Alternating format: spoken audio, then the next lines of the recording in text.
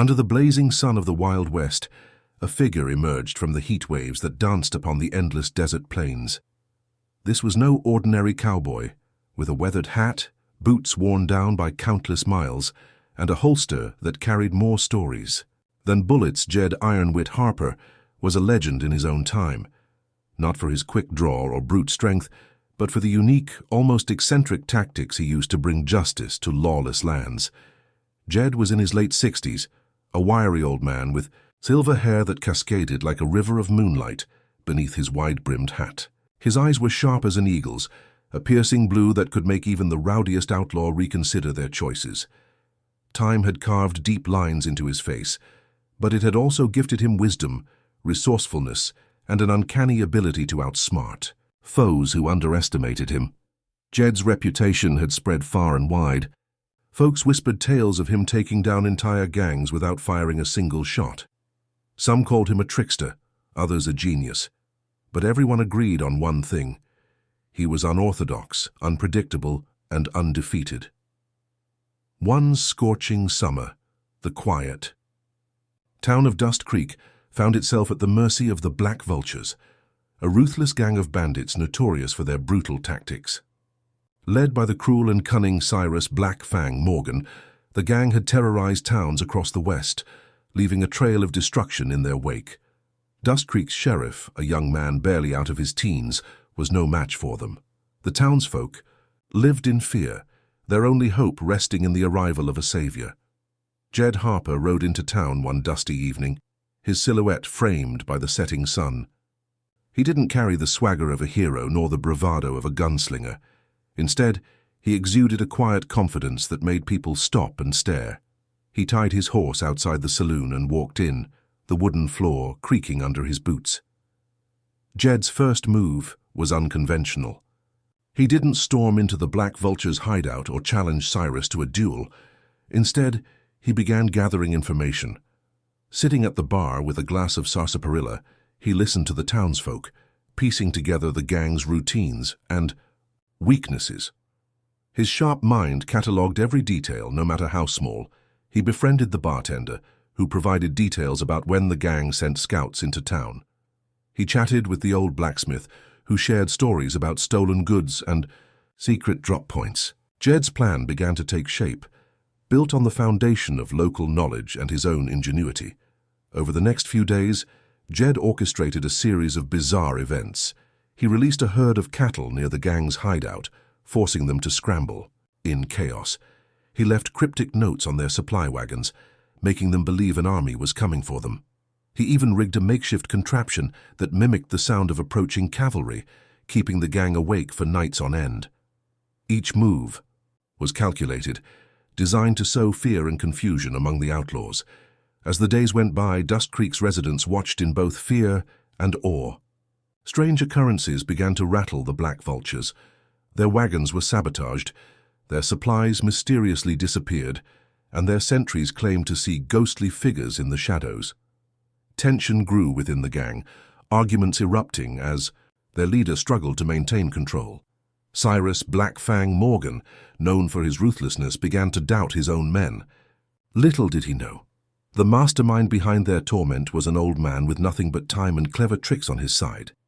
Jed's interactions with the townsfolk became pivotal. He inspired them to reclaim their courage. Under his guidance, the blacksmith crafted tools for the traps, and the innkeeper spread false rumors to keep the gang on edge. Slowly, the town transformed from victims into quiet collaborators in Jed's scheme.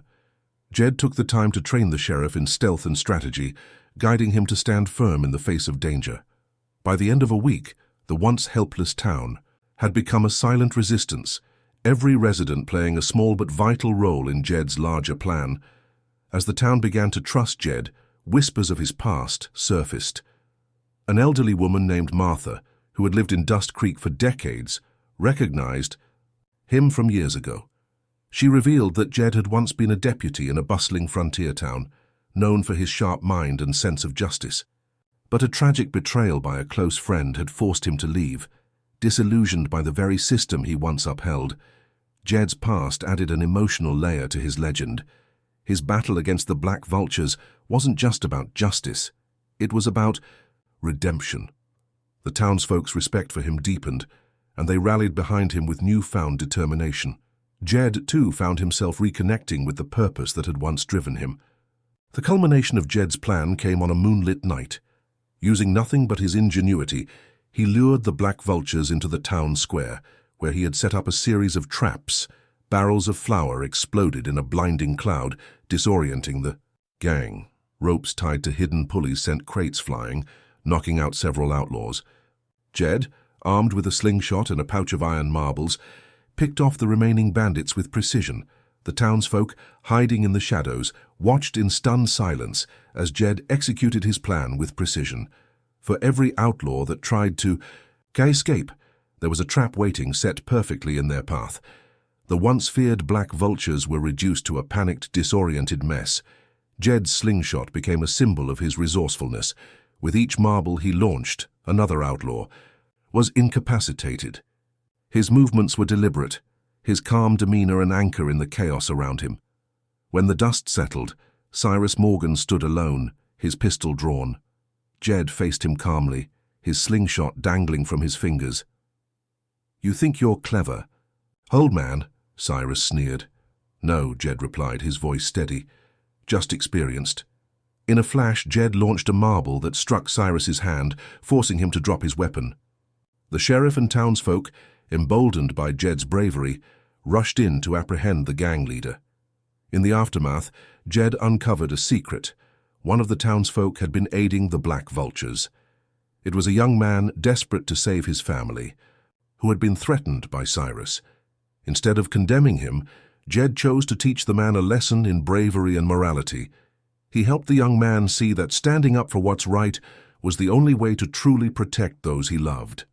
This act of mercy further cemented Jed's role as not just a hero, but a teacher and guide. He left the town stronger, not just in defenses but in spirit. With Dust Creek saved, Jed Harper prepared to ride out once more.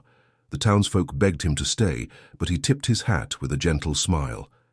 "This world always needs someone to stand up to the bad guys," he said, "but it doesn't always need me." Before leaving, Jed shared a few words of wisdom with the sheriff, teaching the young man how to lead with courage and strategy rather than brute force. He left the townsfolk with a sense of hope, showing them that even the smallest acts of defiance could lead to victory. Jed spent a final evening in the saloon, sharing stories and laughter with the townsfolk.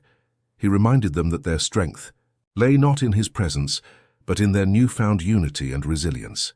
As dawn broke, he mounted his horse and rode into the horizon, leaving behind a community transformed by his courage and cleverness. As Jed rode further into the desert, the whispers of his legend followed him. Travelers passing through Dust Creek spoke of the iron-wit cowboy, whose tactics were as mesmerizing as his resolve. But Jed didn't linger to hear the praises. For him, each victory was merely a stepping stone in a life dedicated to justice. In a remote canyon town, Jed found his next challenge. The place was under the thumb of a corrupt cattle baron, exploiting ranchers and laborers. Jed observed from the shadows, quietly noting the power structures in place. Once again, he began his quiet revolution, sowing seeds of doubt and fear in the enemy's ranks. The canyon echoed with the sound of his clever contraptions, just as Dust Creek had. Months passed, and Jed's name had become synonymous with hope and justice. But his legend reached its most intense peak when he arrived in Ironclad Ridge, a mining town suffocating under the tyranny of a ruthless magnate named Victor Iron Vein McAllister. McAllister had a private army, advanced weaponry, and a network of spies, making him a foe unlike any Jed had faced before.